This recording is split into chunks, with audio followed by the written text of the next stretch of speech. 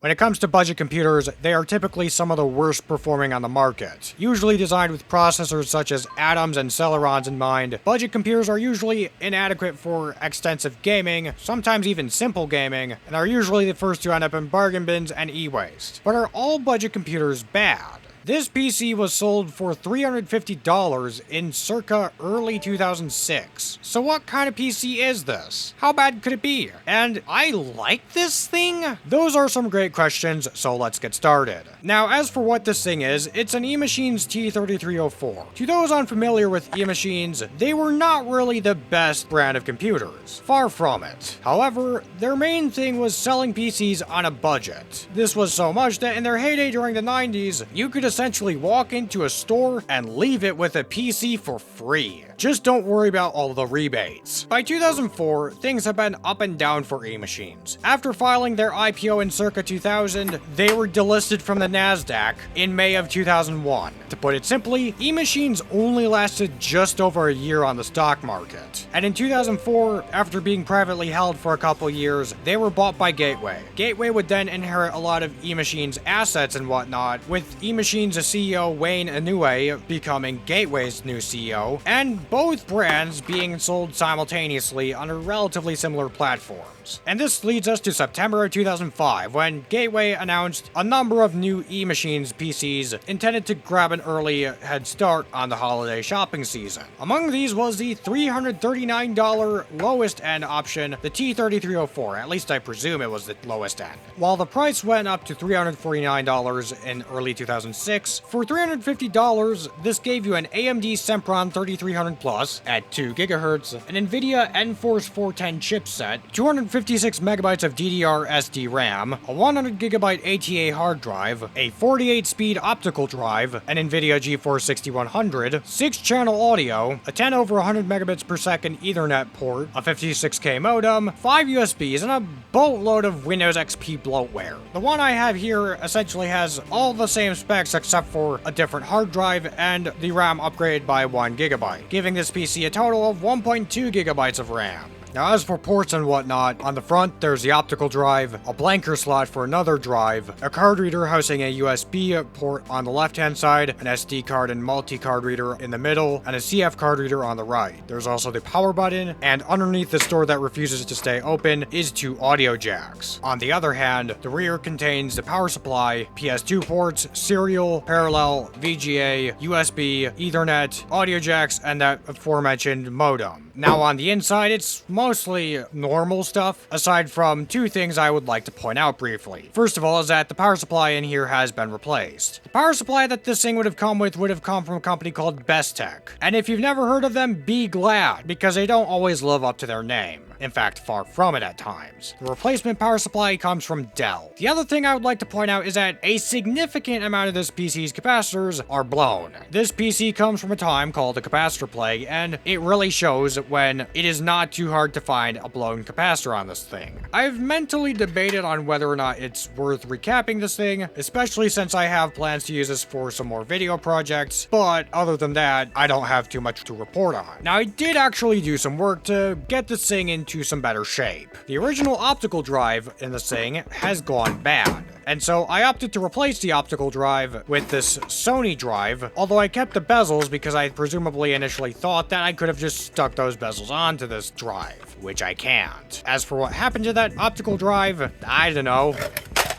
I also additionally opted to replace the CMOS battery, as that had also failed. I also, while I was at it, opted to clean up the front panel using some isopropyl alcohol. And so with that, it's time to finally power this thing on. This thing has Windows XP Service Pack 3 installed on it, although it originally had Windows Service Pack 2, and this is a different eMachines recovery image than what this PC would have had, evident by the lack of programs such as Napster and Microsoft Office 2003, 2 things that this PC would have actually originally come with. Also worth noting is the default OEM background. It's a copy of Bliss with the eMachines logo put on it, but but I really am not fond of this because the wallpaper is discolored or faded at the corners and edges. And so, since I presume this could be a little annoying, I'm opting to use my own background. There's also a tiled eMachines background, which, it's alright, I guess. As for what this factory install of Windows XP has, there's Power DVD, America Online 9.0, Real Player, Big Fix, Adobe Reader 6.0, Microsoft Works, QuickTime, and Norton Internet Security 2005. Thermally, this thing is actually fairly decent. It's been idling at around 35 degrees Celsius, which isn't that bad, especially when taking into account that I've seen a bit worse than this before. Another thing that's worth noting is that the AMD Sempron in this thing has both SSE 3 and 64-bit technology, meaning that technically you can install Supermium on it and browse the modern web, and do a whole lot of other stuff like, I don't know, I might install Linux on this thing in a later video. But just because you can browse the web on this thing doesn't mean that you should. Apart from the obvious Windows XP related stuff, it can't really browse websites that well. My own site usually doesn't take too long to load, and in this case, it took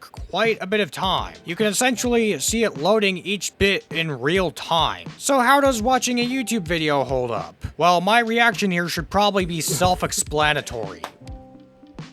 Oh my. It's loading! It's doing something!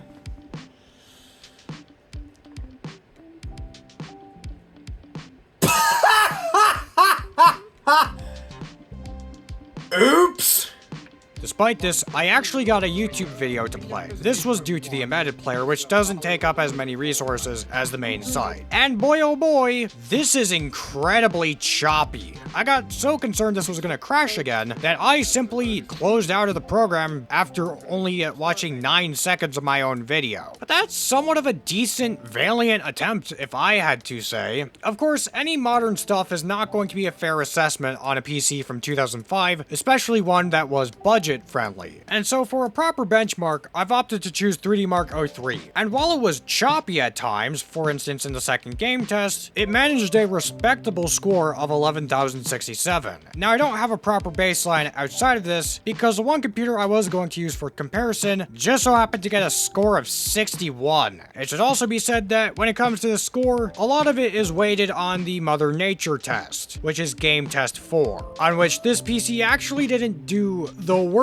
on. I would say that this is not the worst score, and it could be significantly worse. So how does it translate into gaming performance? Well, to start off, it's going to be Bejeweled 2, because I just love this game so much. But it does provide some decent testing material, as the main gameplay was mostly alright and smooth and whatnot, even stuff like hypercubes, with the only main thing I can really see being a problem being the level transition, which gets kind of choppy and produces screen tearing. It's definitely a workout on the CPU, but it's holding up surprisingly well. Next up is Madden NFL 2003, a game I still don't understand the controls of. And to put lightly, this PC was able to handle the game surprisingly well. Gameplay is very smooth, even despite me not knowing how to play this game that well. For an FPS title, I've opted for Halo. And while somewhat laggy at times, it's able to hold up surprisingly well. That being said, this is on low graphics settings, but for walking around and some enemies, it's actually holding up surprisingly well.